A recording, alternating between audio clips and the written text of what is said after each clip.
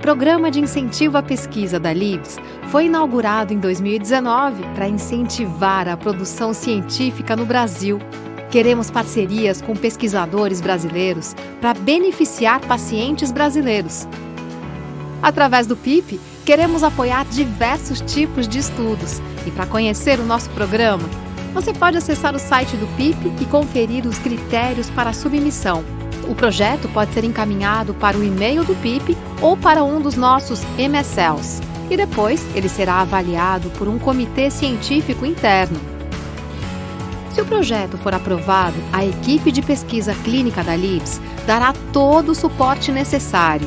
Essa ação reflete nosso compromisso com o sucesso da ciência brasileira. Para conhecerem mais o PIP, acessem o site ou conversem com um dos nossos MSLs. Você também pode entrar em contato com a gente pelo e-mail pip@libs.com.br.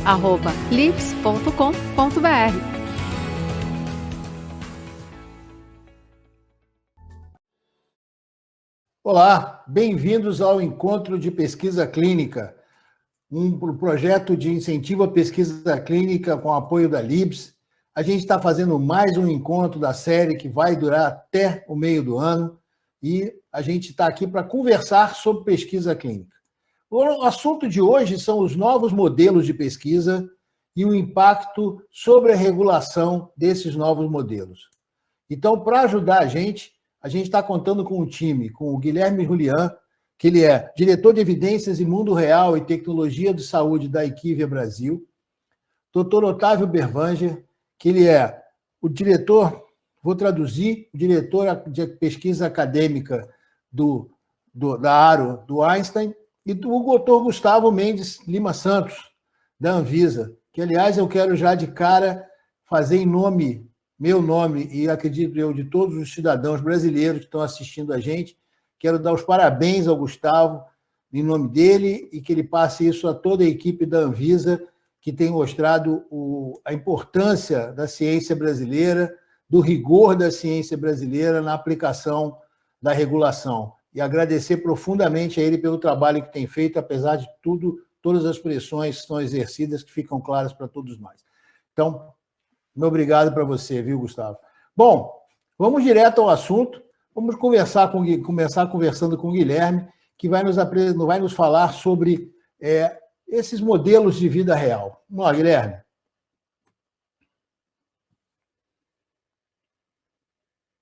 Agora sim. Bom, boa noite. Primeiro, agradecer a apresentação e o convite. Agora eu vou... Deixa eu ver se eu consigo... Agora sim, estou compartilhando a minha tela. Bom, então, em primeiro lugar, acho que vou comentar e falar um pouco aqui de exemplos práticos, né, e também trazer o que são os dados de vida real, né, os dados de mundo real, para a gente pensar isso também, discutir um pouco mais numa perspectiva regulatória, né? Então, acho que a primeira coisa que é muito importante, que a gente não pode, que eu sempre gosto de trazer nas conversas, né, é o que são esses dados de mundo real que a gente escuta muito falar às vezes, né? A primeira coisa, acho que é importante definir os dados de vida real, os dados de mundo real primeiro, né? Eles são qualquer tipo de dado que seja coletado, por definição, né? Qualquer tipo de dado que seja coletado fora do ambiente de um ensaio clínico randomizado. O que seria isso, né? Tudo aquilo que não for coletado dentro de um estudo clínico randomizado com 2, 3, não sei, 4 grupos, pode ser considerado um dado de vida real, um dado de mundo real, né? E isso inclui uma série de fontes de dados. Com essa definição bastante aberta, né? Isso inclui uma série de possibilidades de fontes, né? Então, desde dados primários, ou seja, pode ser gerados com a finalidade de pesquisa, ou seja, uma discussão com o paciente, uma discussão não, aplicação de questionário em pacientes, até dados secundários, como prontuários médicos, registro de reembolso e outros tipos, né? E também, o que eu acho importante salientar o que é a diferença de dados de vida real, dados do mundo real e evidência de vida real, né? O dado, por si só, ele é o dado coletado, ele é a planilha, muitas vezes, sem nenhum tipo de metodologia por trás. A evidência de vida real é quando a gente aplica uma metodologia científica com um teste de hipótese, um plano de análise, um plano estatístico, né? E aí sim, aplicando essa metodologia toda dentro desses dados, nesses dados a gente consegue ter um estudo de vida real, gerar uma evidência de vida real, né? E também tem um outro termo, né, que seria o insight de vida real, o insight do mundo real, que nada mais é do que a utilização desses mesmos dados, só que com finalidades, por exemplo, mais estratégicas comerciais, estratégicas de operações, que não deixam de ser muito importantes e interessantes dependendo de onde vamos usar isso, né? E agora, quem usa esses dados e como usam, né, esses dados? Isso é uma coisa importante de salientar. A gente tem uma série de diferentes atores no sistema de saúde, né? E esses atores, eles podem utilizar, cada um tendo a sua demanda, a sua necessidade de utilizar esses dados de maneiras diferentes. São desde provedores, então, pode ser um hospital, um médico tomando decisões para entender um melhor engajamento, uma melhor performance de tratamentos, e escolher um tratamento para um paciente, um grupo de pacientes. Pagadores, que a gente, obviamente, tem uma demanda muito grande de tecnologias novas chegando, então um entendimento e um melhor controle dos custos, e uma mensuração de valor até das tecnologias que estão disponíveis no sistema de saúde também. Em gestão e saúde, a gente pode pensar, obviamente, no exemplo que hoje em dia, infelizmente, a gente está vivendo com o Covid, em que as decisões são tomadas e precisam ser tomadas em tempo real, com dados de vida real, com dados de número de pessoas infectadas, taxa de ocupação hospitalar. Então, de um jeito ou de outro, também é uma informação que ajuda muito na gestão em saúde, né? E, obviamente, no ambiente regulatório, a gente vê uma movimentação mundial para uma discussão e até, às vezes, um desenvolvimento de guias por agências como o FDA, que é a agência americana, e o EMA, a agência europeia, de como que a gente pode usar esses dados de vida real para uma expansão de bula, ou outro tipo de informação que seja regulatória, né? Acesso ao mercado também é uma finalidade que pode ser utilizada, como que as indústrias vão discutir e prover, talvez, um melhor acesso, uma maior disponibilidade de medicamentos e tecnologias em sistemas de saúde, por exemplo. E o exemplo, né, mais recente, assim, de dados gerados por pacientes conectados. Pode ser por um Apple Watch, pode ser por um aplicativo, porque todo mundo gera muito dado, né, consequentemente, dessa forma, e também dado de saúde, às vezes, né? Quando a gente pensa de onde que podem vir esses dados, eles podem ser tanto de, por exemplo, extração de prontuários já existentes, ou seja, prontuários médicos que hoje em dia são usados, obviamente, para a rotina, a prática clínica do dia a dia, também podem ser utilizados para extrair informações e dados, para dados de vida real, para estudos de vida real, estudos prospectivos e também estudos de base de dados, né? E aqui embaixo trago só alguns possíveis tipos de estudo. O que a gente pode fazer para responder? Quais tipos de perguntas a gente pode fazer podem ser respondidas com dados de vida real, né? Pensando em diferentes fases de maturidade de medicamentos ou tecnologias em saúde, a gente pode, inclusive deve, utilizar o máximo possível, claro, sempre que possível, os dados de vida real, desde antes do lançamento de uma medicação, por exemplo, se a gente vai entrar num mercado novo, numa doença que ainda não é bem conhecida, por exemplo, para tratar uma doença que ainda não é bem conhecida no país ou naquele sistema de saúde, é importante que a gente entenda qual que é a carga, quanto que custa tratar essa doença no SUS ou no sistema suplementar de saúde, né? Então, para poder entender e depois planejar qual que é o impacto orçamentário, por exemplo, da inclusão de uma nova tecnologia ou não. Depois do lançamento, segmento, né, de segurança e de efetividade, por exemplo, é uma coisa que pode vir a ser necessária. Adesão ao medicamento, né, não basta só prescrever, a gente tem que tomar a medicação, o paciente tem que tomar a medicação da maneira correta. Então, isso tudo são perguntas que a gente consegue desenvolver estudos e responder com estudos de vida real. Não, claro que cada situação é uma, mas, em geral, é isso que a gente consegue pensar e pensar como uma estratégia que a gente conseguiria ajudar na tomada de decisão com a geração desses dados, né? Agora, no contexto brasileiro, esse aqui é um esqueminha simplificado, né? Porque, óbvio, que tem uma série de outras coisas e órgãos muito importantes, mas aqui, simplificadamente, desde Ministério da Saúde, Anvisa, CMED, né, que regula o preço de medicamentos no Brasil, até o próprio Sistema Único de Saúde, Sistema de Saúde Suplementar. Todos esses atores, desde do ponto de vista mais nacionalizado, mais centralizado, até mais localizado, podem se beneficiar, sim, da utilização de dados de vida real, de informações de vida real, né? Então, desde a parte mais centralizada, Anvisa, Ministério da Saúde, Conitec, por exemplo, que é a comissão que avalia as tecnologias de incorporação para incorporação no SUS, até, por exemplo, a gente não pode esquecer sempre do ator mais importante do sistema de saúde, que é o paciente, né? Então, grupos de pacientes, grupos de advocacy de pacientes podem usar essas informações para fazer pressões, por exemplo, por desabastecimento de medicações, ou outros tipos de informação também. Agora, eu vou tentar trazer um pouco, né, tirar um pouco a parte abstrata, né, e trazer alguns estudos de caso, alguns exemplos e aplicações que a gente desenvolveu aqui no Brasil, aí tentando sempre trazer o paralelo de cada um desses atores, né.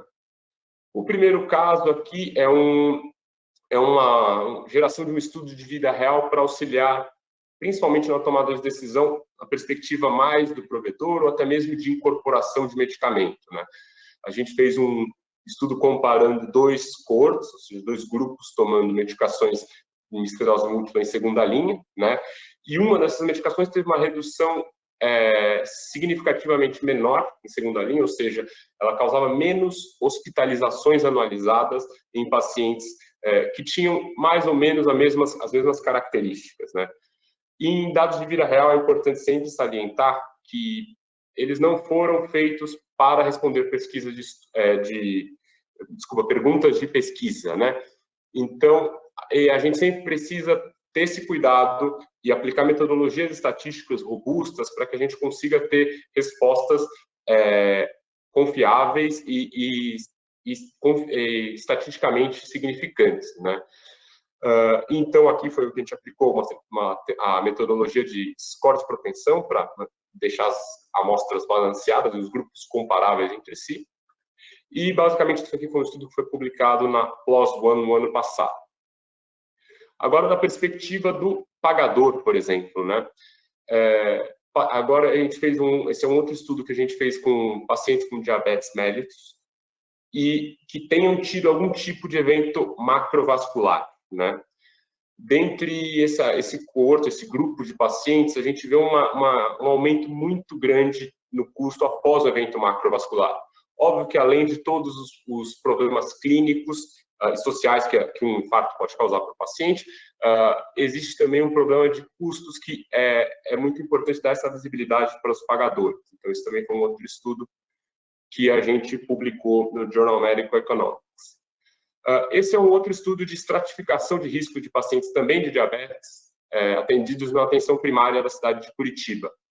Então, através de metodologias mais avançadas como a machine learning, né, aprendizado máquina, a gente conseguiu prever quais pacientes tinham alto risco, quais pacientes de diabetes tinham alto risco de hospitalização. E é importante mostrar que a gente, por exemplo, encontrou 2.000 pacientes nesse grupo, e desses pacientes, só 33% tinham tido uma internação sim, ou seja, tinha um grande grupo de pessoas que não tinha tido, que podem ter essas hospitalizações, possíveis hospitalizações evitadas, né? Esse daqui eu acho que é um estudo muito interessante, que eu acho que vem muito bem a calhar com o que estamos discutindo hoje, cada vez mais com a chegada das vacinas para a Covid, né? Esse aqui foi um estudo que a gente fez para avaliar o impacto de vacinação, da introdução da vacinação de hepatite A no perfil epidemiológico e de carga da doença, ou seja, de custos e uso de recursos, hospitalizações por hepatite A no SUS. Aliás, no Brasil inteiro, mas mais focado a parte de custos no SUS, né? Então, a gente vê aqui, brevemente, que foram 14 mil casos de doença que foram evitados em 4 anos, e brevemente a gente vê rápido que o modelo estatístico que a gente aplicou permitia olhar quantos casos eram, teoricamente, o que aconteceria se a gente não tivesse nenhum tipo de intervenção e o que acontece depois dessa introdução dessa vacina. Então, isso é uma informação muito importante, a gente vê uma redução, uma queda muito importante, e aqui uma diminuição de custos em todas as faixas etárias, não só nas faixas etárias que eram alvo da vacina. Mais uma vez, aí mostrando a importância das vacinações, não só clinicamente, óbvio, e economicamente, né? Esse aqui é um outro estudo que a gente fez agora, que foi baseado na utilização de aplicativo, né? Então, a gente monitorou pacientes com dor de cabeça, né? Então, a gente conseguiu, depois da coleta dos dados, fazer uma análise também de cluster com inteligência artificial para identificar diferentes perfis de pacientes que tivessem mais ou menos propensão, por exemplo, a ter um episódio de dor de cabeça mais forte, né? Isso tudo com um aplicativo para coletar esses dados em tempo real, mais próximo do paciente, né? Agora, acho que é muito importante a gente trazer o que tem sido feito, o que se fala de estudos de vida real no cenário regulatório, né? Para mudança de bula, autorização de moléculas, que seja, né? Esse aqui são os direcionadores da agência europeia, né, do EMA, que existem uma série de guias e drafts de guias, né, rascunhos de guias que estão sendo feitos na agência americana, até no Canadá, na agência chinesa, também, inclusive no Japão, no mundo inteiro, né? Mas os mais maduros, geralmente, né, e nesse caso são do EMA e do FDA. Eu gosto muito dessas definições do EMA, né, que ele traz as necessidades, às vezes, que podem ser necessárias a utilização de que os dados de vida real podem ser aplicáveis ao ambiente regulatório, né? Então, a frequência, né, então, quando uma doença de baixa prevalência ela é pouco frequente, ou, por exemplo, em doenças órfãs, né, esse dado pode muito bem auxiliar a tomada de decisão regulatória.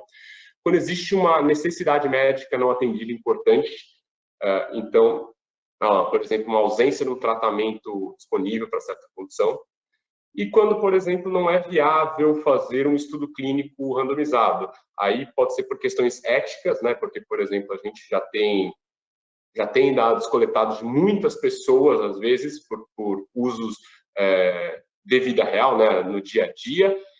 Então, às vezes, pode ser até antiético a gente fazer um outro estudo, dependendo, claro, do caso, né? Um outro estudo, sendo que a gente já tem tantas pessoas que foram expostas e a gente já consegue descobrir esse benefício antes, né?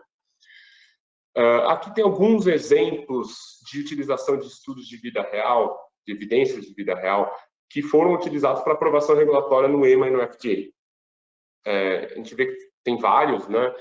Mas o que é importante de ressaltar aqui é que diferentes tipos de estudo, ou seja, até o estudo clínico pragmático, né, que é um estudo de vida real mais próximo do ensaio clínico randomizado, até comparadores externos e estudos observacionais mais clássicos, né? Eu destaquei aqui em negrito, são 3 tecnologias que são terapias gênicas ou terapias celulares, que também tiveram, né, aprovações ou expansões de bula relacionadas a estudos de vida real no EMA e no FDA, com perfis diferentes, né, das 2 agências, um pouco, mas ainda assim mostra a utilização desses dados globalmente, né? Agora, acho que já finalizando mesmo, né, o que a gente precisa ter para se desenvolver cada vez mais nessa parte de estudos de vida real, né?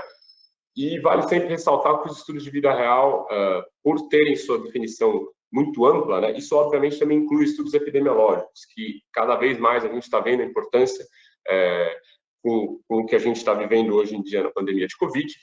Então, dentro das principais necessidades que a gente tem hoje, seria, claro, o conhecimento desses dados, a colaboração entre os diferentes atores de saúde, então, iniciativas cada vez maiores de data sharing, ou seja, de compartilhamento de dados abertos, né? Desenvolvimento das capacidades de integração de máquina mesmo, então, modelagens epidemiológicas, mineração de dados, então, desenvolver isso, que a gente tem muita gente muito boa aqui no Brasil, já capacitada em machine learning, por exemplo, mas a gente precisa o máximo possível ampliar a utilização dessas metodologias.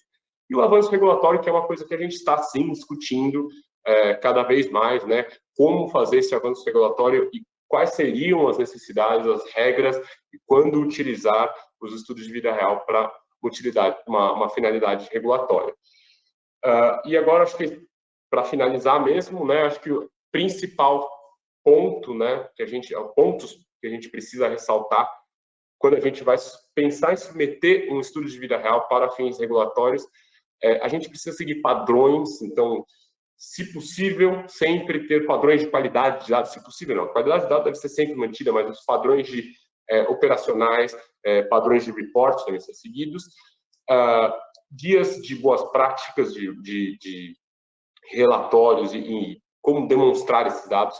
E aqui acho que o mais importante é a transparência, né? A transparência com a agência regulatória, ela precisa ser muito grande. A discussão com a agência regulatória precisa ser muito aberta, e a metodologia, quais métodos foram utilizados, a análise estatística, tudo isso precisa ser muito, muito aberto e transparente com a agência regulatória, né? E os pedidos de aprovação também, claro, eles sempre devem ter uma fundamentação lógica. Por que se utilizou tal base de dados, não utilizou todas? Porque cada base de dados tem a sua limitação, o seu problema e, claro, a sua fortaleza também. Então, basicamente era isso. Queria agradecer e passo de novo a palavra para o Luiz, acho.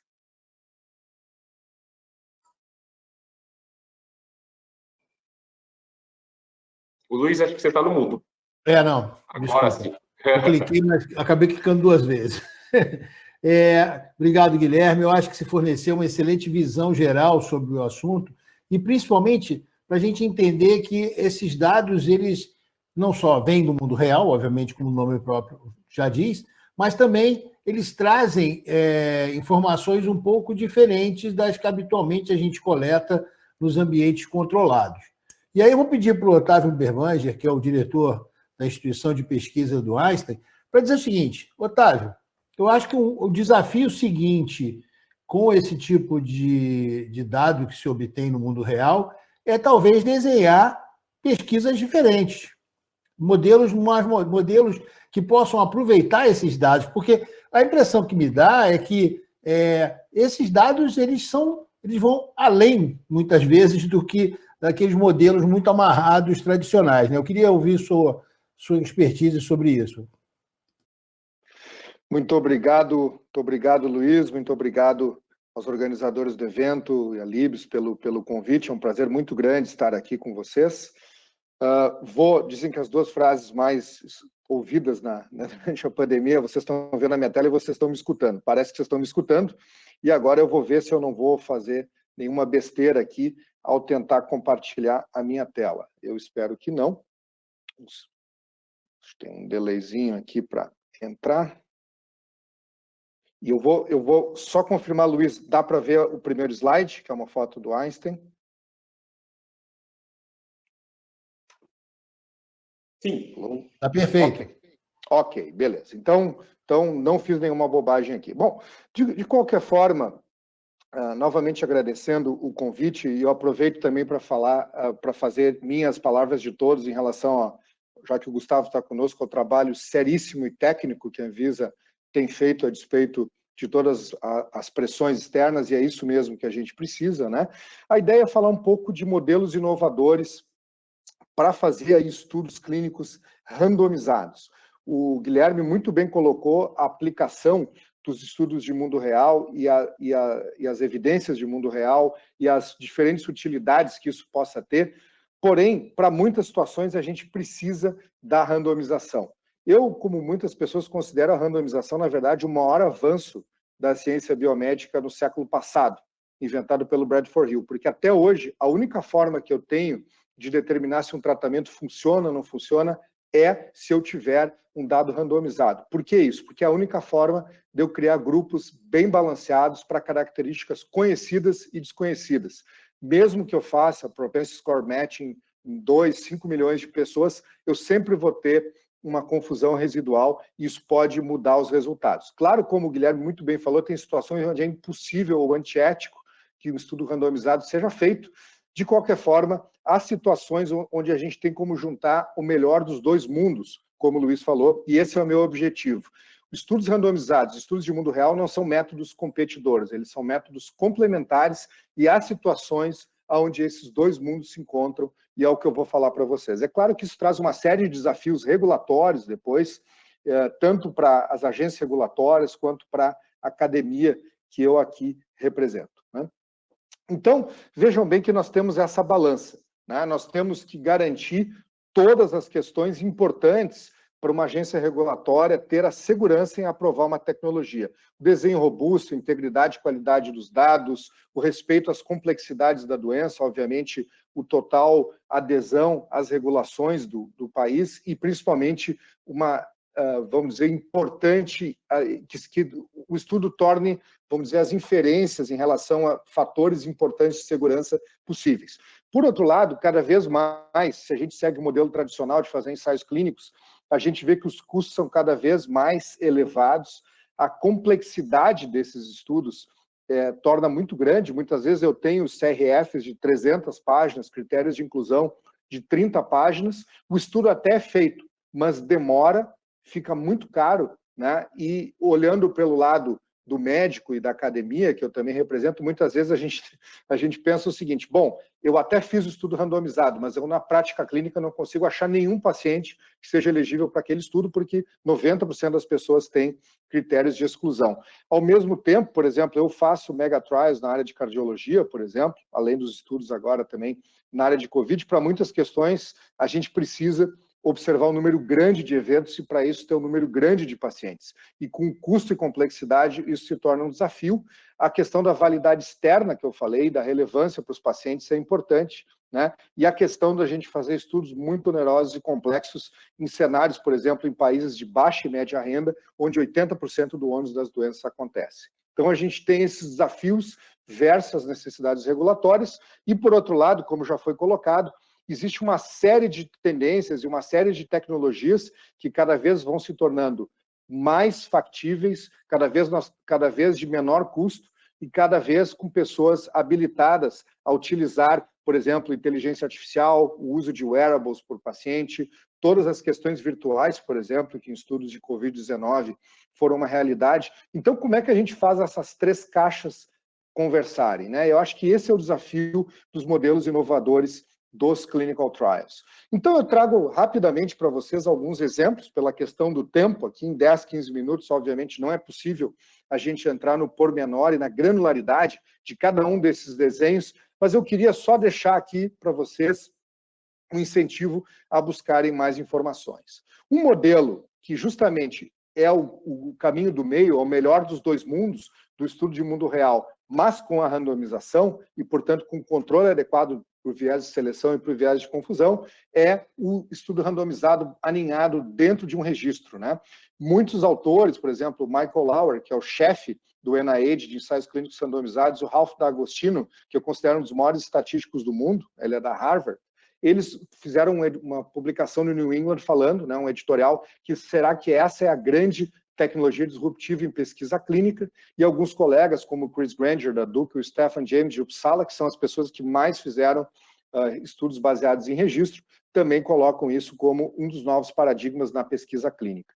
Então, basicamente, a gente já viu todas essas dificuldades, naquele primeiro slide que eu mostrei, da gente fazer pesquisa clínica tradicional, que é muito custosa e ineficiente, mas por vezes mandatórias, né? E os goals para a pesquisa futura, que é como é que a gente usa tecnologias, muitas das quais são utilizadas em estudos de mundo real, para melhorar esses desafios, e uma solução pragmática e possível, né? Fazendo falso trocadilho com estudos pragmáticos, porque esses são estudos randomizados pragmáticos, é a gente alinhar a randomização dentro de um registro.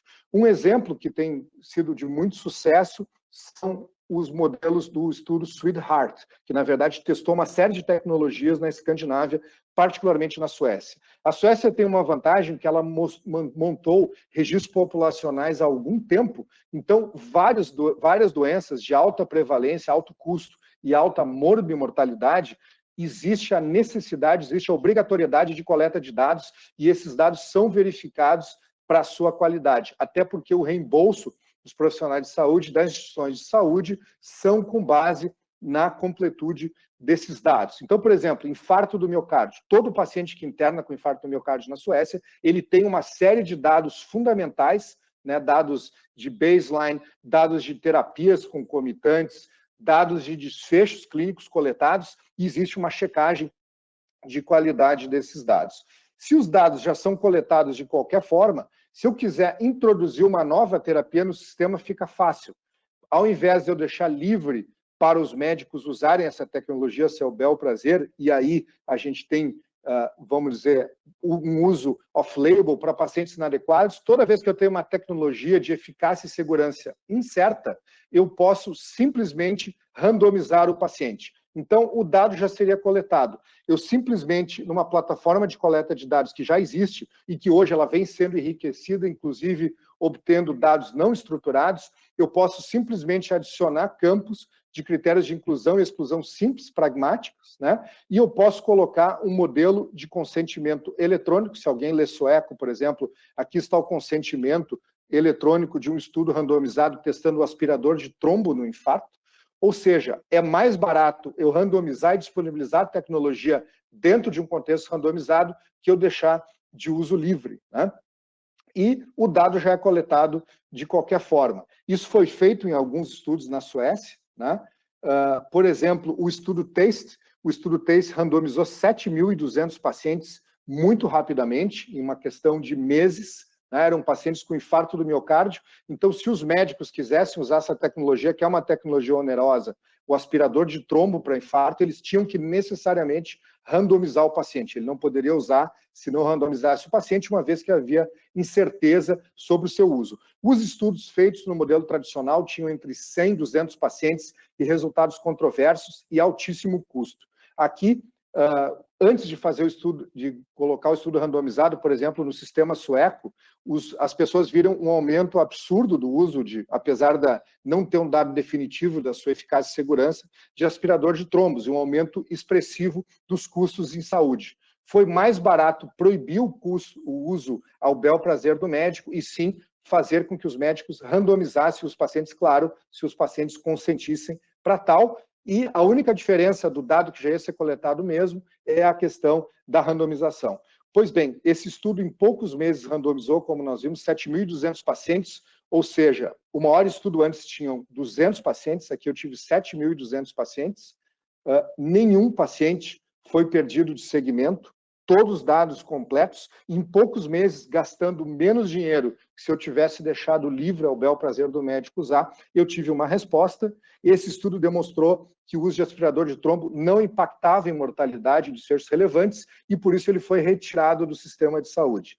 Uma vez que eu tenho os dados, esse, por exemplo, poderia ser um modelo para a gente comparar eficácia em número muito grande de pacientes muito rápido, por exemplo, de vacinas para a Covid ou outras tecnologias que estão no nosso meio, né? Uma vez que a gente organize esse sistema de coleta de dados e enriqueça isso com tecnologias de Big Data, eu poderia embeber a randomização, ou aninhar a randomização, melhor dizendo, dentro do contexto da prática clínica. É claro que não serve para todos os modelos, não serve para terapias onde a gente desconhece a eficácia e segurança completamente, é claro que não serve para a questão onde eu preciso ter um certo tipo de personalização da terapia, mas para outras terapias isso pode ser bastante útil como vem sendo feito na Suécia. E hoje, para uma série de terapias, é preciso passar do teste de um estudo randomizado de larga escala. Então, o Registry Based Trial, em algumas situações, ele pode ser bastante útil. Um outro modelo de inovação que nós estamos vendo em pesquisa clínica, muito utilizado, são os chamados Master Protocols, né? Eu refiro aos senhores essa revisão narrativa publicada no New England Journal of Medicine em 17, que revisa 3 dos tipos de Master Protocols. Um é o chamado Umbrella Trial, ou estudo clínico guarda-chuva, onde eu posso, para uma mesma doença, ou para uma doença única, testar diferentes terapias dentro do mesmo ensaio clínico randomizado, né? Ou o outro modelo, que é o modelo inverso, que é o modelo Basket Trial, que é o modelo onde eu tenho diferentes doenças, mas uma mesma terapia, por exemplo, uma imunoterapia, ela pode ser útil para diferentes neoplasias. Por exemplo, eu posso ter uma imunoterapia que pode ser útil para melanoma, para câncer de mama, para câncer de pulmão, por exemplo, e testar num modelo de protocolo plataforma a mesma terapia simultaneamente para diferentes doenças. E outra questão é, por exemplo, o modelo em plataforma, onde eu tenho uma mesma doença, um mesmo controle, eu posso testar e ir adicionando vários braços de tratamento simultaneamente. Por exemplo, esse é um modelo que tem sido usado na Inglaterra para a Covid-19 no estudo Recovery, que tem dado respostas bastante importantes, né? Eu não tenho tempo para entrar, cada um deles tem uma metodologia própria do ponto de vista de elegibilidade, do ponto de vista de, vamos dizer, inferência estatística, que eu não tenho tempo para mostrar, né? Mas só para destacar, por exemplo, esses 2 modelos, o Umbrella Trial, então, numa mesma doença, eu testo, dependendo, e isso é muito utilizado, por exemplo, em oncohematologia, em algumas doenças onde eu tenho uma questão de personalização do tratamento de acordo se alguns biomarcadores são positivos ou não, eu posso testar simultaneamente várias terapias. O modelo em plataforma, ele não depende de biomarcador, na verdade eu tenho um controle comum e eu testo várias terapias, como o Recovery em Covid-19, e o outro exemplo que eu dei, o Basket Trial, Basket, né, que vai tudo para o mesmo cesto, é eu testar várias doenças no mesmo cesto de uma terapia. Como eu falei, são modelos da gente gerar respostas mais rápida e de uma forma mais eficiente, utilizando muitas vezes a mesma estrutura de coordenação do estudo e os mesmos centros de pesquisa, né? Então, Registry Based Trial, Master Protocols com Umbrella, Basket e Platform Trials são modelos que podem ser bastante úteis, né? Um componente, eu não vou ler todo esse slide complicado, né, mas tem uma série de inovação em diferentes questões que a gente usa dentro do processo de pesquisa clínica, mas certamente, talvez, aquilo que eu mais destacaria aqui são modelos adaptativos, né? A adaptação de estudo ela pode se dar de várias formas, uma delas no planejamento estatístico, onde eu posso, por exemplo, descontinuar braços onde haja um sinal negativo de segurança ou mesmo futilidade e fortalecer braços aonde, dentro de um modelo Master Protocol, são promissores, né? E isso é feito, existe todo um rito para fazer isso, comitês independentes, existe metodologia estatística que deve ser pré-especificada dentro de um plano de análise estatística, existe toda uma questão de cegamento para fazer isso, mas eu posso adaptar para estudos, por exemplo, fase 2, virar um fase 3 imediatamente. Então, existe todo um capítulo, a gente poderia passar aqui vários dias falando sobre modelos adaptativos de trials, mas é algo que veio para ficar e que pode ser bastante útil, né? Um outro modelo que tem sido bastante usado, né, e eu vou destacar, esse é um outro paper muito interessante do grupo de Oxford, do Richard Pito e do Rory Collins, que é eu, na verdade, conduzir, não o Registry Based Trial, eu conduzo o estudo randomizado de forma normal, mas eu enriqueço alguns dos dados com modelos que também vêm lá das evidências de mundo real. Um deles, por exemplo, é eu fazer a aferição dos desfechos, aproveitando dados não estruturados que já estariam coletados. Então, eu coleto alguns dados, mas eu enriqueço o database com dados secundários, por exemplo. Isso no caso de desfecho de mortalidade, ou um desfecho que pode ser adjudicado por inteligência artificial, eu poderia fazer isso, né? E ao invés de eu ter que fazer um modelo de monitoria de 100% Source Data Verification em todos os centros, que é difícil, eu também posso usar modelos de monitoria centralizada, por checagem estatística central e também por inteligência artificial e outros modelos onde eu poderia fazer uma série de cheques de consistências que tornaria o estudo maior, mais rápido e menos oneroso. Tudo isso, é lógico, tem os seus desafios. Falando assim rapidamente, em 10, 15 minutos, isso é fácil, mas são inovações que estão se colocando dentro do mercado.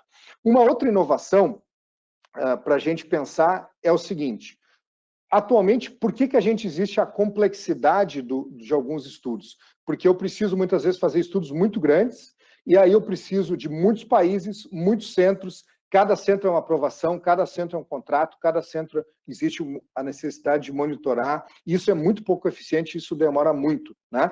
E será que não tem situações onde eu poderia chegar direto ao participante de pesquisa, ao invés... Porque a grande barreira da complexidade logística e burocrática é o centro investigador, o seu pesquisador e a sua equipe. No momento que eu elimino isso e o centro coordenador consegue chegar direto, e veja que isso é pensar muito fora da caixa, no participante de pesquisa, eu poderia salvar um tempo bastante útil, e não é possível em muitas situações, mas em algumas situações isso é possível. Por exemplo, um exemplo que é liderado pelo PCORNet, o Patient Center Outcomes Research Institute, é o Adaptable Trial. E existe uma lógica nisso, existem muito mais pessoas e participantes de pesquisa querendo participar de pesquisa clínica do que investigadores dispostos a colocá-los em estudos clínicos, né? A gente tem essa barreira que é dos próprios pesquisadores fazendo a meia-culpa, né? Então, nesse estudo, eles identificaram, obviamente, via o PCORNet, pessoas que eram usuários crônicos de aspirina, que não tinham eventos adversos relatados com aspirina e que tinham doença cardiovascular e fatores de risco enriquecidos, e convidaram esses pacientes. Esse estudo é um estudo que tem 20 mil doentes, ele recrutou muito fácil os 20 mil doentes, e ele está comparando 2 doses de aspirina, ou seja, um usuário de aspirina com doença cardiovascular. Se o paciente ele recebia um convite, se ele dava, né, vamos dizer, um acesso ao PCORNet aos dados deles, ele dando esse acesso, o grupo buscava esse paciente e ele recebia direto na casa dele um convite para participar. Ele fazia alguma modalidade de consentimento eletrônico, seja por telemedicina, seja por wearables, com o médico que está à disposição dele.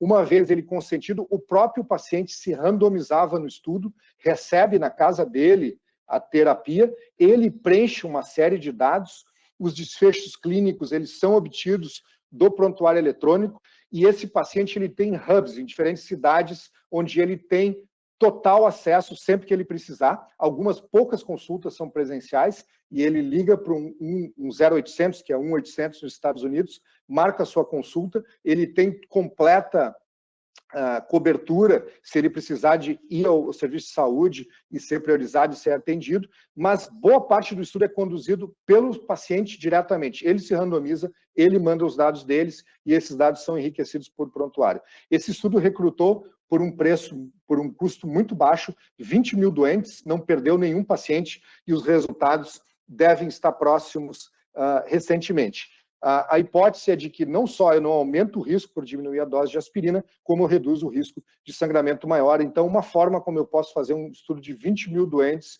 incluindo os pacientes diretamente. Uma outra inovação do grupo PCORNet, que eu acho um trabalho fantástico, é a participação de participantes de pesquisa no comitê diretivo, no Steering Committee de Trials. Porque o que acontece hoje? Na verdade, nós, da academia, que lideramos esses trials, decidimos, eu vou olhar esses desfechos, vou adjudicar esses desfechos, discutimos isso com a agência regulatória, discutimos com os comitês de ética, mas basicamente é uma discussão técnica. E a gente esquece de perguntar para o participante de pesquisa, muitos dos quais são pacientes no dia a dia, exatamente quais os desfechos que para eles são importantes. Então, trazer o participante de pesquisa para comitês diretivos também é uma inovação que está em curso e que eu acho muito relevante, porque ninguém sabe melhor que a própria pessoa que sofre a sua doença o que é importante, né? Aqui são só exemplos de como é que o próprio paciente pode se auto-randomizar no estudo, e a taxa, esse estudo não perdeu nenhum paciente, não perdeu de relatar nenhum evento adverso e não teve nada de anormal se comparado a um estudo randomizado convencional com antiplaquetários, mostrando que é um modelo possível, né? E esses pacientes estão sendo seguidos por até 30 meses, novamente, sem nenhuma perda de follow-up e sem problemas de adesão dos pacientes ao tratamento, né? E, finalmente, para a gente fechar, uma outra novidade que a gente tem é a entrada no mercado de pesquisa clínica de megacorporações como Google, Apple, IBM, Amazon, né? E eles estão montando estruturas de pesquisa, estão fazendo parceria com AROs para conduzir ensaios clínicos randomizados. Foi feito um grande teste recentemente, por exemplo, que é o recrutar pacientes com potencial risco de fibrilação atrial pelo próprio Apple Watch nos Estados Unidos, e vejam que em 8 meses foram recrutados 419 mil pacientes. Nenhum estudo no mundo conseguiria recrutar diretamente isso utilizando um modelo tradicional. Muitos desses pacientes foram identificados como tendo fibrilação atrial. Isso deu origem ao estudo Heartline, que é uma parceria da Johnson & Johnson, Apple e uma ARO, que é o Bain Clinical Institute, que é uma ARO da Harvard, onde eles estão randomizando, num estudo randomizado pragmático, 180 mil doentes. Os pacientes são identificados pelo Apple Watch, consentem pelo Apple Watch ou pelo iPhone, né? Tem uma série de segmentos virtuais. Em pouco tempo eles vão conseguir responder a uma questão da melhor estratégia anticoagulante para esses pacientes que têm fibrilação atrial, num estudo de 180 mil doentes, que vai custar muito menos do que se eu fizesse um estudo de 5 mil doentes no modelo tradicional. Então, são coisas que vêm para ficar, né? E é muito possível, esse é o meu último slide para a gente concluir, de que no futuro, na verdade, eu vou ter esses Registry-Based Trials, esses Common Data Models, que eu posso até coletar algumas variáveis prospectivamente, mas eu posso obter várias dessas informações, seja por diferentes fontes de dados, seja diretamente com o paciente, e se eu quiser testar terapias, eu já tenho esses Common Data Models, eu posso simplesmente aninhar a randomização a isso. Tem uma série de desafios, tem muitos pormenores para discutir do ponto de vista metodológico, do ponto de vista científico, do ponto de vista regulatório, mas eu queria chamar a atenção que esse pensar fora da caixa é algo que veio para ficar em pesquisa clínica. Muito obrigado pela atenção de todos, e eu paro por aqui. Obrigado, Otávio. Bom, o que a gente viu foi uma coisa completamente fora da caixinha mesmo, né? Ou seja, vamos obter dados que não são muitas vezes os dados que habitualmente a gente está acostumado a obter. Vamos obtê-los de maneira, às vezes, não tradicionais, do jeito que a gente costuma obter. Vamos recrutar pacientes ou participantes de pesquisa clínica de uma maneira que não é a tradicional, e aí a gente vai botar tudo isso bem embrulhadinho, botar um laço de fita e vamos entregar para o Gustavo, né? Para o Gustavo Mendes Lima Santos, que é o nosso gerente geral de medicamentos e produtos biológicos da Anvisa. E vamos entregar esse pacotão com esses troços novos dentro para ele dizer o seguinte: olha, a gente fez uma coisa aqui um pouquinho diferente, mas o Guilherme mostrou que tem lógica o nosso estudo, o Otávio mostrou que dá para fazer. E aí agora, meu amigo, você vai ter que resolver se esses dados servem ou não para a gente aprovar alguma coisa ou indicar ou não a aprovação de um procedimento ou de um novo medicamento. Criaram um problemão para você ou uma solução? Essa que é a pergunta.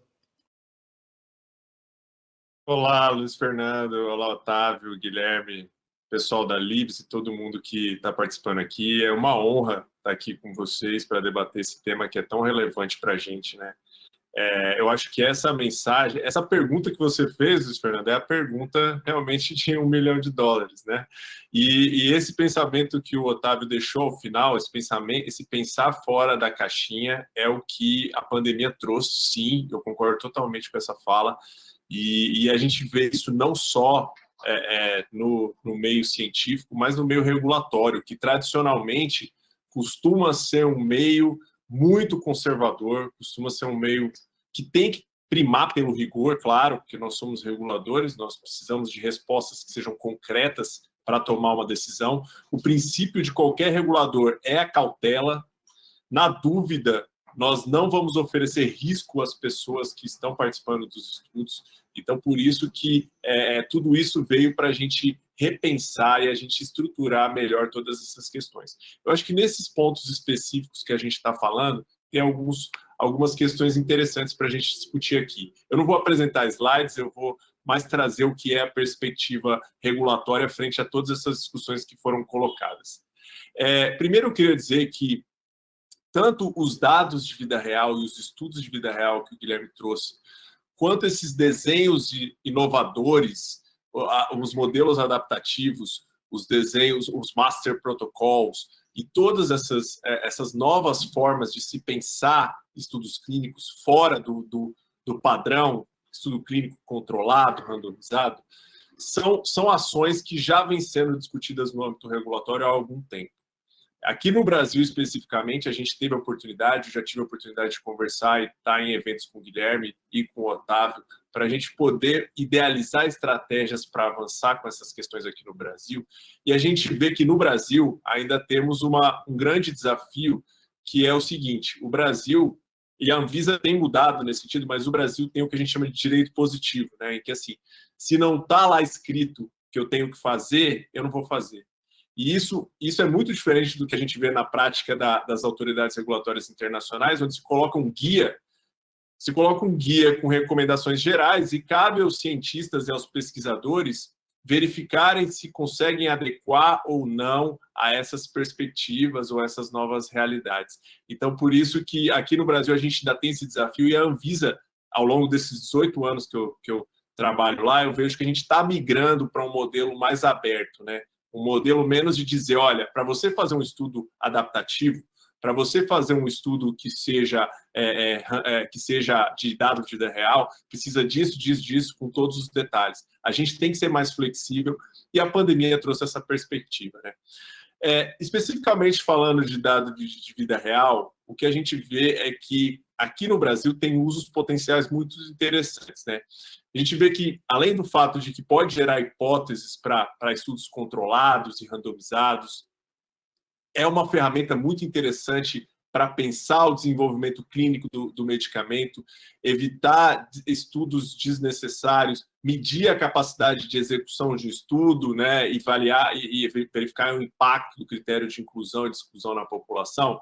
A gente vê que esses estudos podem gerar tantos dados de segurança quanto dados de eficácia que podem ser bastante interessantes. Quando a gente fala de dados de vida real para gerar evidência de eficácia de medicamentos, a gente ainda tem uma experiência bastante limitada pelo que a gente tem nas discussões, tanto aqui no Brasil quanto fora, em que muitas vezes, por serem estudos que muitas vezes são de braço único, não tem um controle, a gente perde esse que é o padrão ouro, né? O Otávio colocou bem essa questão do estudo randomizado e controlado como um padrão ouro e como grande salto da pesquisa clínica e da evidência na área médica, mas isso se reflete nesses estudos de vida real, né? Então a gente vê que, assim, é possível, a gente tem visto, principalmente para doenças raras e oncologia, a gente tem visto, sim, propostas de estudos que são de braço único e que se compara, por exemplo, um braço único com dados históricos, e aí a gente já tem esses dados históricos como um protótipo de dado de vida real que pode ser combinado com dado regulatório, ou mesmo acesso expandido, ou outras práticas clínicas que possam servir de comparador, mas ainda é uma experiência limitada. Quando a gente fala de usar esses dados para decisão regulatória, a gente tem que sempre pensar em algumas perguntas a serem respondidas. Então, por exemplo, esse dado de vida real que é apresentado para uma agência reguladora é adequado? Quando a gente diz adequado, significa se é um dado que é considerado padronizado, com uma coleta adequada, com desfechos que são claros, né? A gente tem visto aí, tanto o Otávio quanto o Guilherme colocaram a questão de diferentes fontes, né? As fontes podem vir de Apple Watch, de prontuários eletrônicos, de uma série de banco de pacientes. Esses dados precisam ter uma padronização e uma coleta adequada para evitar viés. No fundo, nós aqui da agência reguladora sempre vamos querer olhar de que maneira minimizar os vieses que esse tipo de informação pode trazer para que a gente possa ter a decisão mais adequada.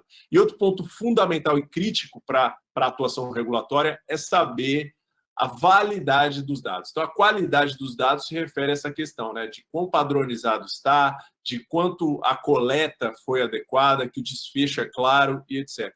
Quando a gente diz validade do dado, a gente diz rastreabilidade. O quanto eu como regulador, consigo ir lá na sua fonte de dado e obter o mesmo resultado e para que eu possa chegar a essa mesma conclusão. A gente aqui na Anvisa e nas agências reguladoras, o que a gente quer é que, sendo capazes de recalcular essa informação, cheguemos na mesma conclusão. Esse dado também precisa ter consistência, ou seja, o quanto esse dado é robusto o suficiente ou é confiável o suficiente para que a gente possa usar para um cálculo, para uma decisão regulatória. Né? Então, quando a gente pensa nessas fontes distintas, né, eu dei alguns exemplos. Então, por exemplo, os registros de pacientes, né, essa fonte de dados de pacientes, sistemas organizados, né, que usam esses métodos observacionais para coletar esses dados e gerar a avaliação desses desfechos que podem ser para uma doença específica ou uma condição ou uma exposição particular. Isso é uma cultura que precisa ser estimulada aqui no Brasil. Né? Eu vejo muita limitação, isso aqui no âmbito como regulador, eu vejo que no Brasil ainda temos muita limitação dessa fonte de dados quando a gente ou desses registros de pacientes, quando a gente fala da nossa realidade. Né? E é uma coisa que é tão interessante e é tão potencial para gerar esse tipo de dado que precisa ser estimulado por nós. Então, a gente tem, como agência reguladora, fomentado, sempre que a gente recebe informações ou propostas de estudo que são mais inovadoras, a gente associa a essa questão dos registros de pacientes, a gente tem estimulado isso para que a gente possa gerar esse tipo de fonte, né? Já que eles são fontes de dados que buscam padronizar essa informação e tornar o dado mais qualificado para um potencial uso. Né? A gente tem essas limitações das fontes, como eu disse, né? A falta de padronização de termos. Então, muitas vezes se usa uma fonte como um registro de paciente ou um dado de aplicativo ou qualquer fonte que seja diferente nesse sentido. A gente vê que alguns dos desafios, por exemplo, a falta de padronização de termos, a dificuldade para o acesso da nossa parte aos registros, os diferentes formatos no relato das informações, ou até a dificuldade para integrar esses dados, né, que são de fontes diferentes para um paciente único, tudo isso representa desafios que a gente tem que superar e pensar quando a gente vai propor um tipo de estudo desse para a agência reguladora. Né? Mas a potencialidade desse tipo de informação e desse tipo de dado é infinita.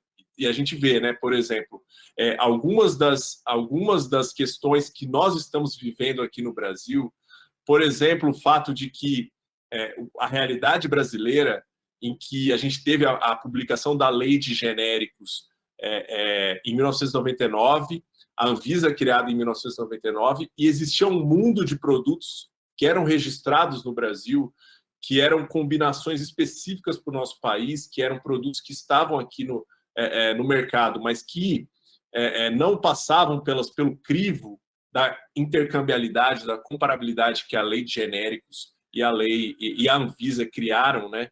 Eu costumo dizer que, no primeiro momento, a gente teve aquela onda, depois da criação da Anvisa e depois da publicação da Lei de Genéricos, a gente teve a primeira onda, que era a onda da qualidade, né? A gente precisava saber se os medicamentos que estavam disponíveis aqui para a população brasileira e que não eram genéricos, que passavam por todo aquele critério, e não eram também medicamentos que tinham passado por estudos clínicos robustos, se eles tinham qualidade. Então, muitos dos desafios eram redesenvolver esses produtos, eram ajustar a sua formulação, seu processo de fabricação. Isso durou até 2013, quando acabou a nossa regra para que se adaptasse esses produtos à nova realidade que se punha aqui no Brasil. Passado esse período de qualidade, veio a onda da inovação. E com a onda da inovação, a partir de 2013, é que surgiu essa necessidade de se inovar também nas pesquisas a serem realizadas. Né? E nisso veio a questão de que muitos produtos não tinham conseguido se adaptar, apesar de serem produtos que são seguros e eficazes. os estudos de vida real surgem como uma nova proposta para que se possa pensar, será realmente que será que a gente precisa fazer estudos clínicos randomizados, controlados, quando a gente já tem algumas evidências robustas de segurança e de eficácia, e a gente tem dados que podem ser coletados sistematicamente para fornecer à agência esse subsídio? Isso também está ligado com a discussão de farmacovigilância, né? O quanto a nossa farmacovigilância precisa ser estimulada para integrar esse conjunto de dados que podem subsidiar a agência, né?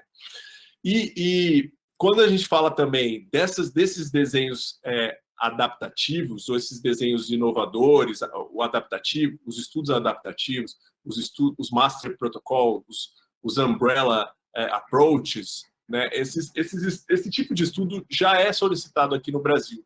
Mas quando a gente faz uma análise da experiência que o país tem na condução e na aprovação desses estudos, a gente pode dizer que ainda é limitada. Principalmente hoje a gente percebe que muitas dessas propostas vêm de indústrias internacionais, de modelos globais de pesquisa clínica, e pouco do que é a nossa indústria local. Então a gente precisa, de uma certa forma, entender isso que está acontecendo e saber que são estudos que são promissores, sim, para evitar estudos desnecessários, né? Já que otimiza os participantes, otimiza as propostas e consegue trazer respostas que são bastante adequadas, né? Apesar da Anvisa não ter guias específicos de estudos, tanto de dados de vida real quanto de estudos inovadores, né, propostas de delineamentos inovadores como essa, é importante deixar claro que a Anvisa não está fechada para esse tipo de proposta.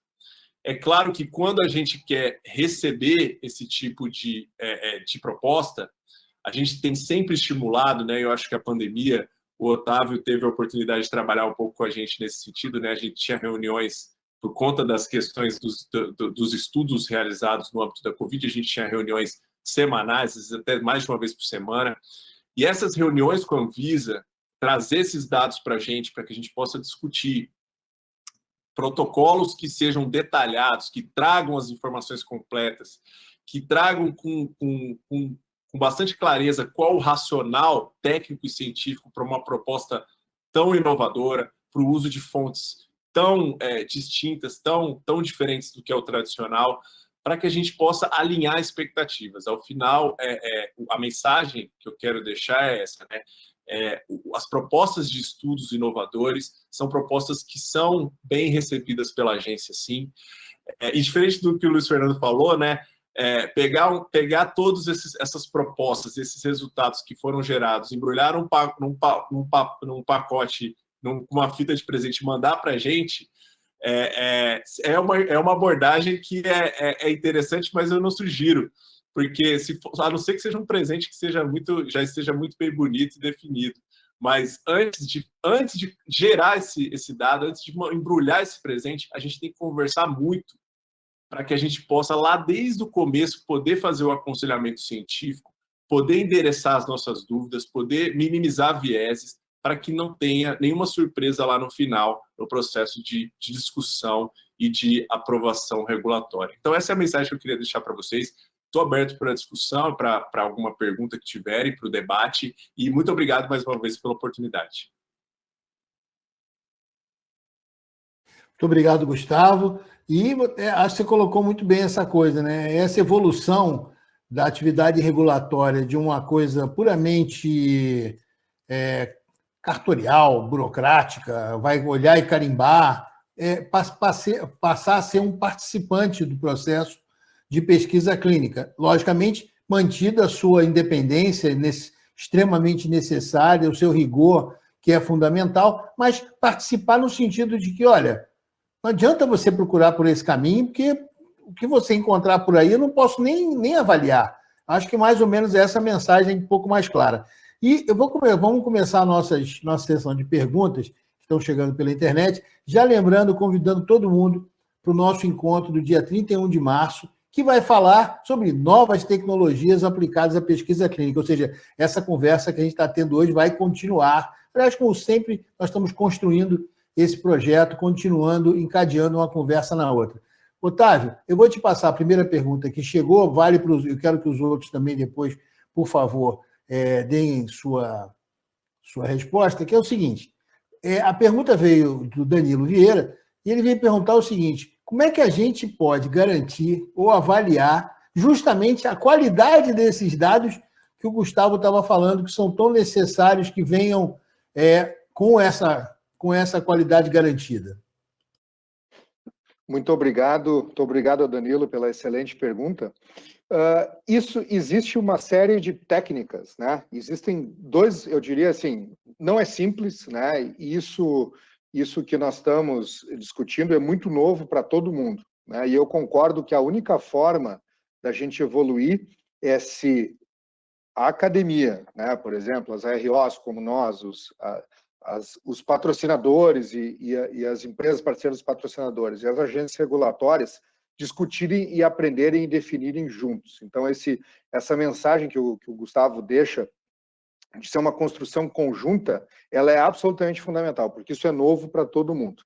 Isso posto, tem dois grandes ramos que eu diria que têm se desenvolvido rapidamente e que podem nos ajudar a garantir a qualidade de dados, né? A primeira delas existe toda uma técnica de checagem estatística central de dados. Existem, inclusive, alguns estudos que foram conduzidos e sendo conduzidos comparando, por exemplo, checagem estatística central, por exemplo, com um método de monitoria tradicional, 100% de Source Data Verification, né? E tem uma série de métodos que, para alguns tipos de falha e de inconsistências, a checagem estatística central não são métodos simples, mas são métodos que têm uma consistência, existe uma robustez estatística interessante disso, existe uma lógica estatística, né? E que podem ser aplicados. E o outro ponto que certamente as novas tecnologias vão permitir, por exemplo, é para dados chaves. A gente está falando, por exemplo, nos desfechos. É óbvio que quando eu estou pegando um desfecho como óbito, a chance de eu incorrer em erros aí é menor, mas, por exemplo, tem desfechos que dependem de definição, para ver se o paciente atingiu aquele desfecho ou não. Depende de uma soma de sintomas com alterações laboratoriais, alterações de imagem, etc., né? E hoje, no modelo de estudo clínico tradicional, a forma como a gente faz isso é adjudicando esses eventos. A gente tem um comitê independente de adjudicação de eventos, em alguns casos, core labs, que avaliam esse tipo de coisa. Será que a inteligência artificial ela pode, por exemplo, em dados estruturados e não estruturados, pegar e fazer uma adjudicação totalmente independente do homem, né? Independente de eu ter um comitê de adjudicação? E isso está se mostrando que pode ser possível em algumas situações. Então, utilizando novas tecnologias como inteligência artificial, machine learning, que ainda não são uma realidade, mas tem alguns exemplos pilotos sendo feitos, modelos de checagem estatística central, não estou dizendo que isso é aplicável e fácil em todas as situações, eles podem, de certa forma, minimizar um pouco esse problema, Danilo. Desculpa se eu me alonguei na resposta.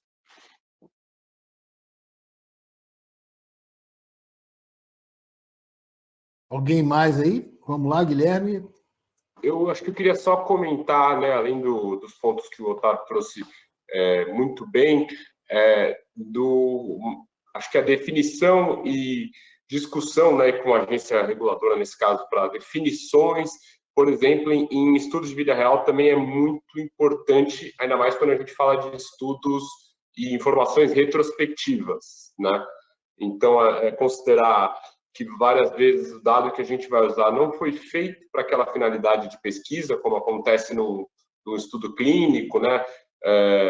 Então, vamos lá, o que a gente vai considerar, por exemplo, qual vai ser a definição que a gente vai usar para tal evento? Mas aí, não só a parte clínica, teórica, mas assim, dentro do sistema. Se é um sistema de reembolso que a gente está usando, vai ser quando tiver tal procedimento, quando tiver tal hospitalização, a gente vai considerar, né, traduzir tudo isso, além dos pontos que o Otávio trouxe, e também definições importantes de o que é o index date num estudo retrospectivo, né? Primeira data que a gente vai considerar para seguir aquele paciente ou não. Então, esse tipo de informações, detalhes muito importantes de definições de qualidade mesmo, são essenciais e precisam ser muito bem alinhadas, que nem o próprio Gustavo mencionou também, se a gente pensa com uma finalidade regulatória, porque senão cada um vai olhar o dado de um jeito e a gente nunca vai chegar nas mesmas respostas a gente não vai chegar às mesmas conclusões. Então, é muito importante isso. Só queria adicionar isso. Gustavo, algum comentário específico? Não, eu acho que eles já abordaram bem propostas interessantes e acho que esse é um ponto crítico para a gente, né? Esse é um ponto crítico no aspecto da inovação, né? A gente quer inovar, mas é importante inovar, mas a gente precisa ter o preceito mínimo da qualidade, da padronização do dado e da rastreabilidade, né? Mais ou menos aquilo que eu falei. Como regulador, é isso que a gente espera, né? Para um estudo regulatório. Eu quero ser capaz de rastrear esse dado. Eu quero que seja um dado consistente e confiável. Então, as estratégias que ajudam nesse sentido são muito bem-vindas. Então, tá ótimo. Gustavo, a próxima pergunta veio para você, né? A Lucélia perguntou se a Anvisa tem um processo de análise diferente para estudos que estão chegando a partir de banco de inteligência artificial. O processo de análise não é diferente, né? Eu diria que as perguntas a serem respondidas pelo propositor de um tipo de estudo como esse é que precisam ser específicas, né? Banco de dados de inteligência artificial levam a essas perguntas, né?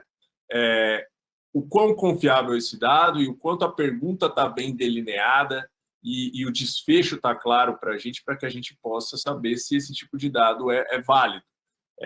A gente, como eu disse, apesar de não ter um guia específico para tratar dessa questão, e a gente não tem, e assim, a gente já avançou em vários outros aspectos, né? Quando a gente fala de uso de ferramentas alternativas, né? Eu vejo que existe uma tendência muito grande dentro da agência de migrar para modelos, modelagem, simulação e substituição, por exemplo, a estudos farmacocinéticos, ou mesmo a definir, por exemplo, a exposição em populações-alvo específica. A gente ainda tem um grande desafio da validação dos modelos, da validação dos indivíduos, por exemplo, indivíduos virtuais, né, no caso de modelos em sílico de propostas de estudo. Então, ainda existe sim um desafio nesse sentido, mas as nossas perguntas regulatórias são as mesmas. Então, a proposta tem sido sempre essa, de que, nesse caso, mais ainda é importante trazer antes para a gente alinhar as expectativas antes de avançar. Guilherme, eu vou fazer uma provocação aqui, eu vou entrar num terreno minado. Se vocês conseguirem caminhar sem pisar em nenhuma mina, está ótimo, né? Eu espero que a gente consiga isso. A gente tem assistido, principalmente, isso é uma discussão que já vinha antes, né?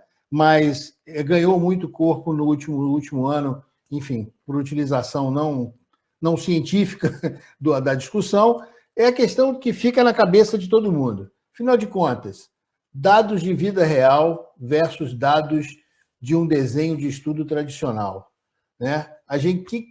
Isso a gente pode comparar, a gente não pode.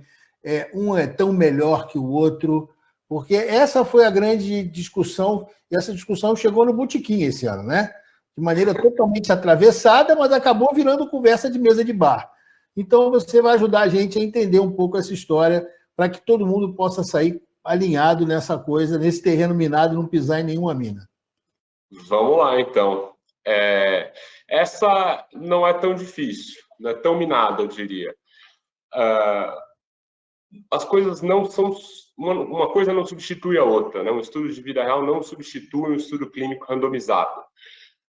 Eles são complementares, tem situações que um não pode ser feito, ou que já foram coletados dados, e a gente, né, não vai querer expor uma população novamente a uma intervenção, que seja, mas o padrão ouro, que nem o doutor Otávio mencionou, e que nem o próprio Gustavo mencionou, para eficácia acaba sendo um estudo clínico randomizado. Isso veio muito à tona esse ano, virou conversa de botequim, porque a cada mês a gente tinha, né, parece que esse daqui funciona para o tratamento de Covid. Não funciona mais, né? Que basicamente, às vezes, eram estudos que eram feitos rapidamente, de maneira, por exemplo, de estudos retrospectivos de bases de dados, que tinham alguns exemplos, mas não substituíam, né, um dado de eficácia de estudo clínico randomizado. Aí, depois de 2, 3, 4 meses, saía o estudo do dado do estudo clínico randomizado e falavam, não é bem assim. Então, isso mais uma vez mostrou que o padrão ouro ainda é, sim, um estudo clínico randomizado, mas se a gente vai usar, e quando a gente vai usar um estudo observacional, um estudo de real world, a gente ainda precisa manter um rigor científico e metodológico muito grande e muito forte. Porque, como foram sendo geradas evidências muito rapidamente, às vezes, muitas delas, algumas delas, não foram geradas com a melhor metodologia possível. Várias foram de metodologias fantásticas, de maneira muito rápida também, né? Isso, com certeza, é um avanço que a gente teve por conta da situação da pandemia. Mas eu acho que não é tão minado assim. E eles são complementares, né? Então, um substitui o outro, acho que esse é o grande recado. E basicamente, eu acho que fica importante deixar isso bem claro. Fala aí, Otávio. Não, eu ia só fazer um complemento, né? Que as pessoas ficam comparando, mas o que eu uso? E o Guilherme também colocou muito bem isso. Eles tem informações que vão ser geradas, por exemplo, segurança a longo prazo. Por exemplo, é uma coisa, muitas vezes, que o estudo randomizado é ruim. O estudo de mundo real, ele permite, em bancos de dados muito grandes, você seguir pessoas por muitos anos e ter dados de eventos adversos raros, por exemplo, que você pode não captar no estudo randomizado. Como o Guilherme falou, tem doenças muito raras, né? Você não vai conseguir fazer um estudo randomizado, uma doença onde a frequência é muito, muito baixa, né? E outros exemplos que ele falou também, produtos há muito tempo no mercado, como é quase impossível você criar um controle. Então, tem situações onde realmente você não tem como fazer estudo randomizado, mas, em geral, ele é complementar. Sempre que você pode colocar na randomização, ela deve ser feita.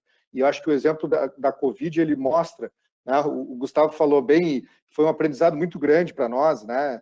Aliás, passou um tempo, eu fiquei até com saudade, viu, Gustavo? Não tinha nenhum com vocês. Essa semana eu senti falta, tô falando sério, porque a gente aprendeu muito junto e foi muito bom, foi excelente, né? Eu acho que é um modelo que vem para ficar, mas foi muito difícil fazer os estudos de Covid-19, ainda, eu estou envolvido em alguns, mas eles são estudos que mostraram que é possível a gente fazer isto na prática clínica, e que isso é muito mais importante a gente fazer isso do que a gente sair utilizando as terapias de qualquer forma. Porque qual é a mágica da randomização? É que tem fatores que podem influenciar o desfecho que a gente não conhece. Covid, vocês vão entender isso. Vocês veem, todo mundo conhece casos de pessoas jovens, sem comorbidades, que ou morreram ou foram para ventilação mecânica. Por quê? Qual é o fator que aumenta o risco dessas pessoas? A gente não conhece, a gente não sabe se tem algum biomarcador, algum fator genético ou outra característica clínica que influencia o desfecho, por exemplo, de pessoas terem um prognóstico pior em Covid, né? Então, como é que eu vou controlar isso numa análise, por exemplo, multivariada, no score de propensão, se eu não sei qual é essa variável ou se eu não medir essa variável? É impossível. Num estudo randomizado, eu consigo fazer isso. Porque pela randomização, eu crio grupos controlados para variáveis conhecidas e desconhecidas. E aí eu isolo o efeito do tratamento. Então, sempre que for possível, o estudo randomizado é o ideal para gerar os dados de eficácia. E, claro, o estudo de mundo real é extremamente importante para trazer uma série de informações complementares a ele. Então, esse eu acho que é a mensagem. São métodos complementares, eles geram informações complementares, não é para ficar comparando o que deu num, o que deu no outro, esse não é o objetivo, né? Gustavo, tem alguma observação? Não, eu queria também complementar dizendo que a minha visão é essa mesmo.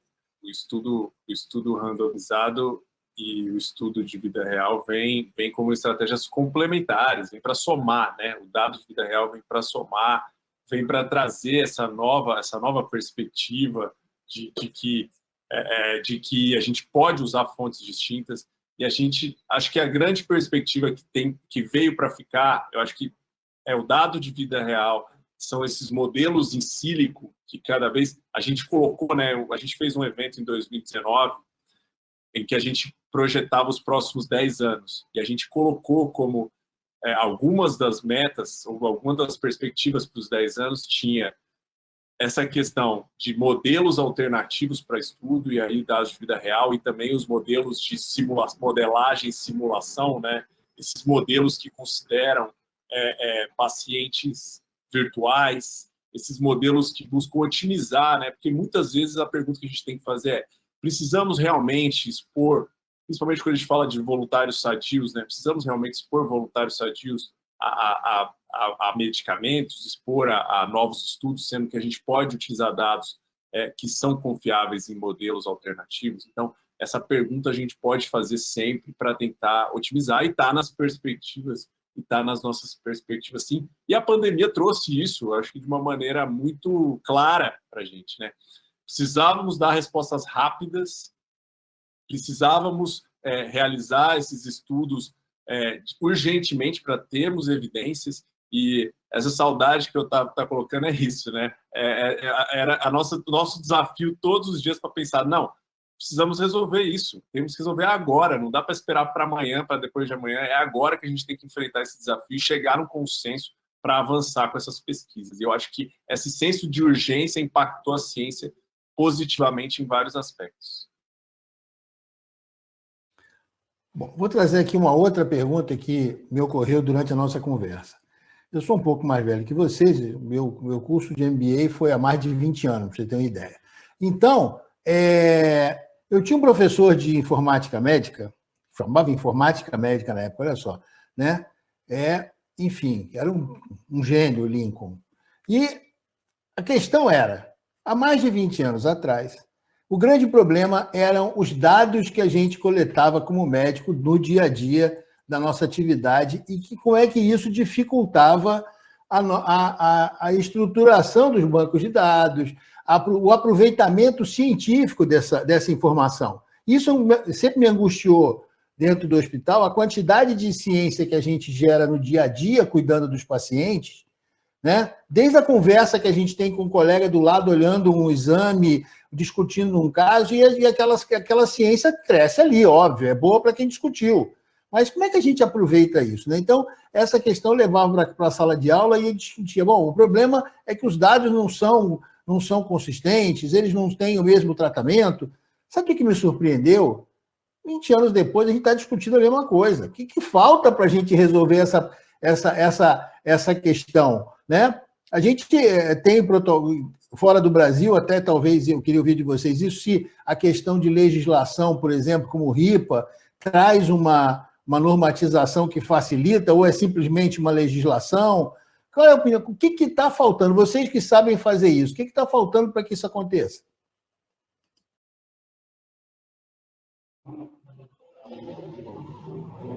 Por favor, Otávio. Não, eu vou dar um exemplo de um case real, porque essa é uma discussão, e, pelo amor de Deus, eu estou usando o caso da minha instituição não para dizer que é a melhor, a única, muito longe disso, até porque tem muitos desafios, e os desafios que a gente tem aqui em house não são pequenos, né? Mas a gente tem feito muito essa discussão, Luiz, aqui no Einstein, na instituição onde eu trabalho, né? E a nossa estratégia tem sido a seguinte: ela tem tido bons resultados. Novamente, certamente não são os únicos, nem necessariamente os melhores, mas a gente tem visto uma melhora nisso, né? A gente tem alguns departamentos. Então, a gente tem o departamento de TI, tem a diretoria médica, né, que cuida de toda a questão médica, tem o grupo de compliance jurídico, que tem toda a questão de Lei Geral de Proteção de Dados, tem a ARO, que é a diretoria de pesquisa clínica, que é a minha diretoria. Nós temos uma diretoria de Big Data e nós temos uma diretoria de inovação, onde estão uma série de startups e gerando informações. O que a gente resolveu criar é um grupo, atualmente, que tem representantes de todas, né? E transformar, em vez de a gente ter esses departamentos, assim, esses grupos se encontram no que a gente está chamando assim, de um hub de dados, prática clínica e pesquisa. Então, a gente tem representantes do meu grupo, por exemplo, que são pessoas que entendem de pesquisa clínica, legislação, qualidade de dados. A gente tem o pessoal do Big Data, onde você tem cientistas de dados, né? Você tem o pessoal do Jurídico e Compliance, que entende da questão da Lei Geral de Proteção de Dados, e representantes médicos, assim, que são as pessoas que estão no dia a dia vendo os pacientes. Então, a gente está criando uma estratégia conjunta, né? Então, o que eu acho que dentro das instituições de saúde, os hospitais, os centros de saúde são ambientes muito complexos. Eu trabalho num grande, sei, assim, parece que a gente aperta um botão, as coisas funcionam, é extremamente complexo essas, né? E, por exemplo, esses departamentos, até pouco tempo aqui, cada um tinha um modus operandi próprio, sendo todo mundo no Einstein, mas assim, a nossa decisão, peraí, se nós não sentarmos e fizermos a mesma coisa, a gente não vai para frente. Então, a gente tem feito essas reuniões multidisciplinares e nós notamos que é possível aí ter um grande aproveitamento de dados de prática clínica, originalmente não estruturados, dentro de um formato aproveitável, seja ele para tomar decisões de assistência ou de gestão, seja eles para, eventualmente, gerar evidência de mundo real e pesquisa clínica, e outra coisa também, a gente tem visto que as startups, a gente tem levado desafios para eles, né? E muitas vezes eles vêm com soluções que a gente tem usado. Então, eu só peguei o exemplo de casa aqui, mas eu acho que as instituições de saúde, elas têm que se organizar e ter esses grupos dedicados para fazer isso. É só uma visão própria. Novamente, não necessariamente o exemplo que eu dei é o melhor, mas é só um caminho, né? Acho que faz bastante sentido mesmo o ponto que o Otávio trouxe, e a gente acho que sempre tem que pensar, especialmente, né, se a gente vai falar de estudo retrospectivo, estudos que a gente vai pegar os dados, né, de prontuário, que é basicamente o que o Luciano trouxe, né, aquela inteligência, aquela rotina toda que já está sendo gerada, né. O ponto, acho que muito importante é entender a importância do preenchimento adequado. Aí tem dois pontos muito importantes, né, que a gente vive no Brasil de SUS e sistema de saúde suplementar, que tem penetrações diferentes de prontuários eletrônicos, por exemplo. Então, em muito lugar a gente ainda tem a realidade de papel, seja eletrônico, seja em papel. Quanto melhor registrado, né, a informação, obviamente, melhor. Num sistema eletrônico, né, a gente tem diversos prontuários eletrônicos, diversas soluções eletrônicas. Quanto mais estruturado isso a gente tiver, melhor também, mas isso, óbvio, tem que caber dentro da rotina, né, médica, clínica. E tem, acho que um ponto muito importante também, que eu acho que é sempre legal de trazer, na educação, né, médica continuada, seja de qual profissional que vai mexer no prontuário, da importância disso, mas também eu acho que é importante sempre trazer uma informação, um dado, mostrar, olha, sabe aquele prontuário lá de pacientes de doença tal? Então, ó, isso aqui virou esse estudo, ali retroalimentar isso, né? Porque aí você vê uma importância de falar, putz, não, interessante, a gente incluiu 200 pacientes, nós tivemos que excluir 70 porque estava com os dados ruins. Olha que legal que seria se fossem, sei lá, 270. Só um exemplo mínimo, mas retroalimentar a pessoa que vai preencher, e aí, pensando no prontuário médico, é muito mais, né, o profissional, o médico ou outros profissionais de saúde, enfermeiros, que vão ter acesso a esse prontuário, mas também vale para dados de reembolso, né? Óbvio que o dado de reembolso, como o nome diz, tem uma outra finalidade, né?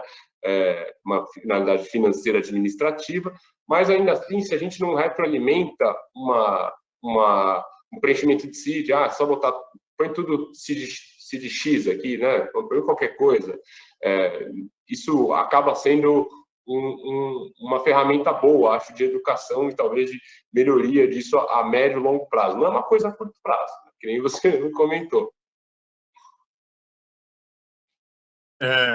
Eu queria acrescentar nessa discussão só um fator que eu entendo que é crítico, que é o fato de que da cultura brasileira mesmo, da cultura da subnotificação, porque eu acho que essa discussão tem a ver com farmacovigilância também. A gente, na academia, não é treinado, nós profissionais de saúde não somos treinados ou não somos devidamente orientados ou sensibilizados da importância da notificação, a importância do olhar crítico sobre o uso de medicamentos, sobre o uso de terapias, de produtos. Então, eu acho que isso é uma questão que envolve toda uma cadeia de padronização de termos, de compilação de dados, de arquivamento de dados, de informação, de acúmulo de informação que acaba fazendo com que a gente ainda tenha discussões desse tipo mesmo 20 anos depois, Luiz Fernando. Você não é tão mais velho que eu, não, viu? Nesse sentido, eu acho que a gente ainda tem muito que avançar nessa. Eu acho que o Guilherme tocou num ponto bom, né? Se a gente começar desde a formação ali, desde a academia, e tornar isso mais público, tornar isso mais divulgado, eu acho que a pandemia divulgou muito. A gente estava brincando, eu lembro do Otávio, a gente falando nas reuniões, falando, nossa, mas quem diria, né, que iria estar se falando tanto sobre estudo clínico, fase 1, fase 2, fase 3 na mídia, do jeito que está se falando hoje, né? E eu acho que a pandemia trouxe... não gostaria de ter tido pandemia, acho que não valeu a pena nesse sentido, mas eu acho que trouxe esse lado positivo de divulgar mais a ciência e trazer essas informações, e acho que vai contribuir para melhorar isso também, Fer.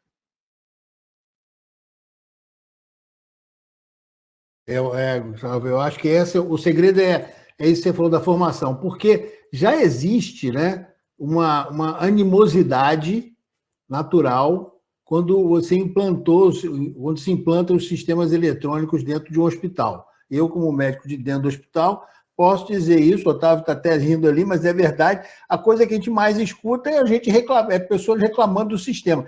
Ainda mais quando você trabalha em 2 ou 3 hospitais diferentes, cada um tem um sistema diferente. Então, tem um jeito de fazer diferente. Isso torna complicada a vida do médico ou do profissional de saúde que trabalha em mais de um lugar. E tem isso também, ou seja, você não tem essa recompensa. Tudo que você tem é um trabalho a mais, né? Inclusive com publicações em revistas importantes, reclamando e mostrando que o médico americano passa um tempo enorme da vida dele preenchendo papel, muito mais do que longe do paciente, e isso não ajuda em nada, com certeza. Gustavo, eu tenho uma pergunta direta para você. É o seguinte, outro termo que ficou famoso por causa da pandemia, famoso por leigo, né? Porque a gente já sabia, é o tal do off-label, né? Todo mundo também virou conversa de boteco. Não, mas isso aí é quase que o cara está pedindo um ovo cozido off-label no boteco, porque é diferente do que era o que ele usava antes, né?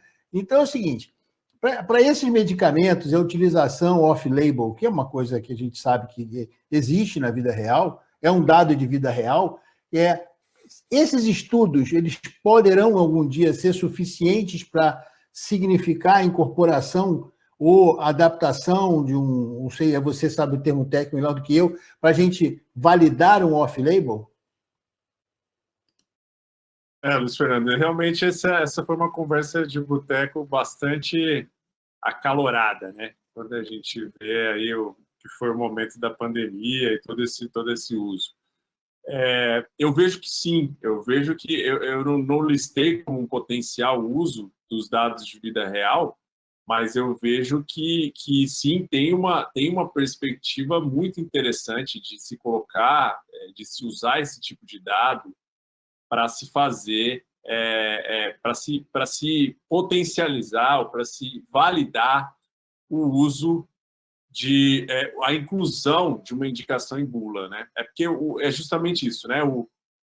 A inclusão hoje pela Anvisa, pelos modelos da Anvisa e pelas regras da Anvisa, a inclusão de uma indicação em bula, ela tem que vir de dados robustos, né? Então, muitos teve essa discussão nos botecos da vida, mas por que a Anvisa não coloca aí na bula essa indicação? Porque não sei quem está querendo e a gente não está querendo e tal, essa discussão.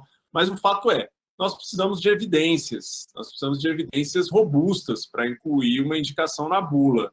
E, para isso, a gente precisa de dados. Esses dados tradicionalmente vem de estudos controlados, e a maioria dos estudos que foram conduzidos para esse tipo de terapia foram estudos controlados, né? A gente aprovou mais de 60 estudos clínicos para verificação de uso ou reposicionamento, né? Tem sido usado muito esse termo, reposicionamento de indicação do produto. E vários estudos tiveram resultados aí que foram publicados, mas a gente não teve, pelo menos nenhum deles serviu, trouxe a evidência que a gente precisava para incluir na bula essa informação. Mas o dado de vida real vem como uma perspectiva promissora, né? É claro que o dado de vida real vai ter que responder as mesmas perguntas, que são: mostrou eficácia? mostrou a segurança? Os dados são confiáveis? Então, essas perguntas a gente nunca vai abrir mão. Agora, a maneira de se mostrar isso é que tem sido inovadora. Então, por isso que eu acredito que tem um potencial grande aí nesse sentido, sim. Não sei o que os meus colegas acham, se querem complementar também. Não poderia concordar mais.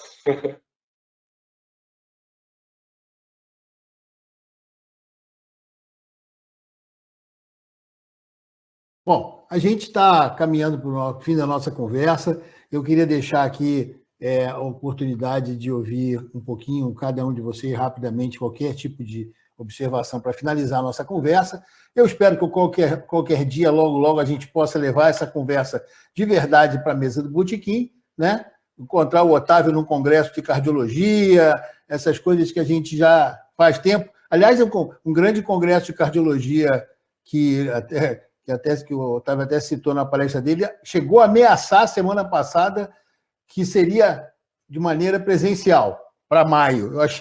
Eu achei bastante temerário, mas hoje recebi o e-mail de que não vai ser, não vamos fazer esse movimento, né? O Congresso do Colégio Americano de Cardiologia chegou a ser anunciado. Eu me surpreendi quando eu recebi o convite para um congresso eventualmente presencial. Eu falei, nossa, os caras estão acreditando muito que para maio está difícil, mas tudo bem. Logo, logo a gente vai estar junto numa mesa de boteco conversando. Então, vou deixar o microfone para vocês, para a gente, eu depois encerro o evento.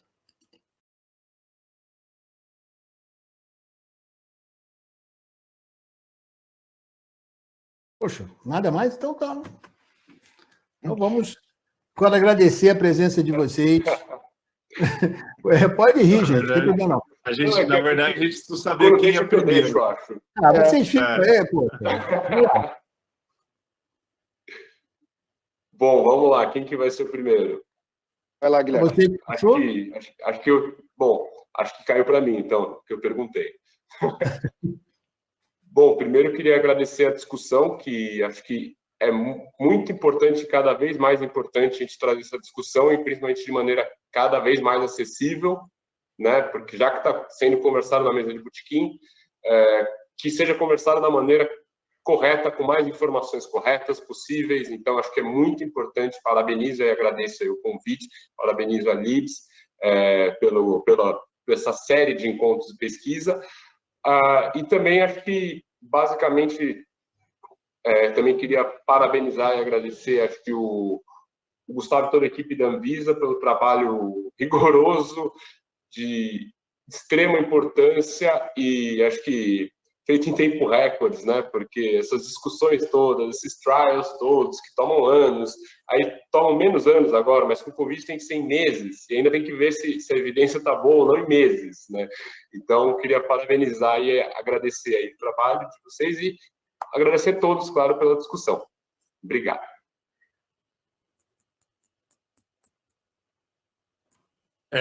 Eu queria também agradecer pela oportunidade, Oncologia Brasil, Libs, Fernando, que eu ouço quase todo dia aí na rádio, agora estou vendo aqui. Muito obrigado pela moderação. Otávio, Guilherme, a gente está se encontrando aí virtualmente nos congressos e nas reuniões, mas eu acredito que em breve a gente vai se encontrar assim nos congressos ou no bar. E eu queria me colocar à disposição para essas discussões, para essas oportunidades, porque para a gente, como agência reguladora, é muito bom estar aqui no meio dos pesquisadores, no meio dos cientistas, porque a agência é também um órgão de ciência, né? Eu acho que a visão de que era realmente só uma burocracia, uma caixa preta, um carimbador, um órgão público sem muito sentido, tem mudado, a gente tem mostrado que a gente mudou nesse sentido, né? Eu não acredito que tenha sido em algum momento, mas eu acredito que a gente avançou, a gente está alinhado com as melhores práticas internacionais regulatórias. O nosso foco é se tornar e ser uma agência reconhecida do jeito que a gente é, não só no Brasil, mas internacionalmente. E é muito importante ter o apoio, esse contato com quem está ali na prática, no dia a dia da pesquisa. Então, muito obrigado por essa oportunidade e até uma próxima. Eu também gostaria de agradecer demais ao convite Libs e de todos os organizadores. E foi um prazer muito grande estar aqui com o Gustavo, com o Guilherme, com o Luiz Fernando e com todos vocês. E eu acho que não poderia concordar mais com o que os colegas falaram e fazer eco a isso que o Gustavo falou, né? A experiência, te brincou aqui, mas realmente ficamos com saudade, mas realmente no melhor sentido, porque a gente aprendeu muito nessas reuniões, era uma coisa nova para todo mundo, e a gente via que sempre tinha um desafio que a gente não tinha pensado e foi muito útil. Então, acho que esse é um legado, Gustavo e pessoal, que a gente tem que levar para outras situações, e aí, fazendo a ponte disso com o que a gente discutiu, todas as questões de inovação em pesquisa clínica, assim como foi a Covid-19, ela é uma coisa nova para todo mundo, a gente tem dúvidas, então a gente tem que aprender junto. Então, eu acho que a gente tratar isso dessa mesma forma, né, fazer a construção conjunta, a academia, a agência reguladora, os patrocinadores, as empresas parceiras dos patrocinadores, quer dizer, todo mundo quer a mesma coisa, né? Então, a gente tem que construir isso junto, unidos, de forma colaborativa, e eu vejo que se a gente fizer dessa forma, a gente certamente vai sair ganhando, né? E também, para mim, foi um grande prazer ter estado com vocês e desejo que todos fiquem bem e uma excelente noite a todos. Cabe agradecer a presença de estar nos acompanhando até agora, agradecer a Libs, a Oncologia Brasil. Esse é o nosso projeto de um programa de incentivo à pesquisa clínica. Lembrando, dia 31 de março é o próximo encontro, vamos falar sobre novas tecnologias em pesquisa clínica, e a ideia é justamente essa. Eu tenho falado isso sempre nas nossas reuniões internas, preparatórias, o seguinte, vamos aproveitar que estamos falando de pesquisa clínica, explicar para o público o que é pesquisa clínica e avançar com a pesquisa clínica no Brasil, porque eu costumo dizer que pesquisa clínica é um fator de segurança nacional mais importante do que submarino e porta-avião, né? Que todo mundo consiga entender isso daqui para frente. Então, uma boa noite a todos e eu espero todo mundo, então, no dia 31 de março. Até lá! O PIP, Programa de Incentivo à Pesquisa da Libs, foi inaugurado em 2019 para incentivar a produção científica no Brasil. Queremos parcerias com pesquisadores brasileiros para beneficiar pacientes brasileiros. Através do PIP, queremos apoiar diversos tipos de estudos. E para conhecer o nosso programa, você pode acessar o site do PIP e conferir os critérios para a submissão. O projeto pode ser encaminhado para o e-mail do PIP ou para um dos nossos MSLs. E depois ele será avaliado por um comitê científico interno. Se o projeto for aprovado, a equipe de pesquisa clínica da Libs dará todo o suporte necessário. Essa ação reflete nosso compromisso com o sucesso da ciência brasileira. Para conhecerem mais o PIP, acessem o site ou conversem com um dos nossos MSLs. Você também pode entrar em contato com a gente pelo e-mail pip@libs.com.br.